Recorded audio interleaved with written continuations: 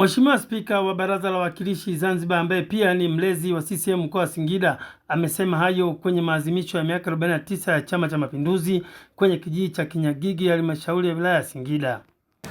Umegharimu na baadhi ya watu maisha yao, mali zao na vitu vingine vingi ambavyo vimeharibika, lakini si watu tu, hata serikali yenyewe ilipata hasara kiasi fulani.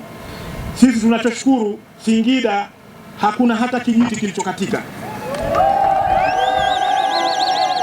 na kwa sababu ya imani yenu kwamba nchi hii ni nchi yetu sote na hatustahiki kushawishiwa na yoyote, na hasa aliyoko nje ya nchi, ili tuivuruge.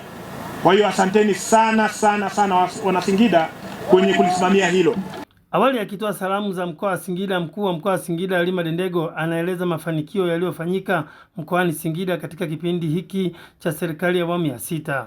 Wananchi hawa wameletewa miradi rukuki ya maendeleo kwa sekta zote, kuanzia barabara, elimu, afya, maji, umeme, vyote vinaendelea kusambaa na maeneo mengine tumemaliza kwa 100%. Upande wake mwenyekiti wa CCM mkoa wa Singida Martha Mlata amesema mkoa wa Singida ni mkoa wa utulivu na CCM itaendelea kuilinda amani iliyopo, huku mwenyekiti wa CCM Singida vijijini William Nyalandu anatoa ombi rasmi la kutengenezewa barabara ya lami.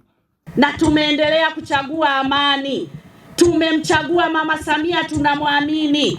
Mwambie tutaendelea kumuunga mkono. Sisi wananchi tutaendelea kutunza na kulinda amani kwa maendeleo ya mkoa wetu.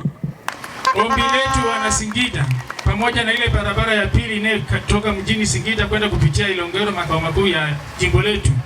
Hizi barabara mbili zipo kwenye ilani kama ambavyo zipo na zingine katika nchi nzima, lakini kwa kuwa wewe ni mlezi wetu, chonde na kuomba kwa niaba ya wana Singida, hele zitakapopatikana basi na hizi za kwetu uziweke kwenye nafasi ili ziwekwe kipaumbele katika kujengwa. Katika maadhimisho hayo, wazee wa mkoa wa Singida wamemvisha Mheshimiwa Spika wa Baraza la Wawakilishi Zanzibar na mlezi wa mkoa wa Singida Zuberi Ali Maulid nguo za jadi, ikiwa na maana ya kuwa yeye amekuwa mkazi wa mkoa wa Singida.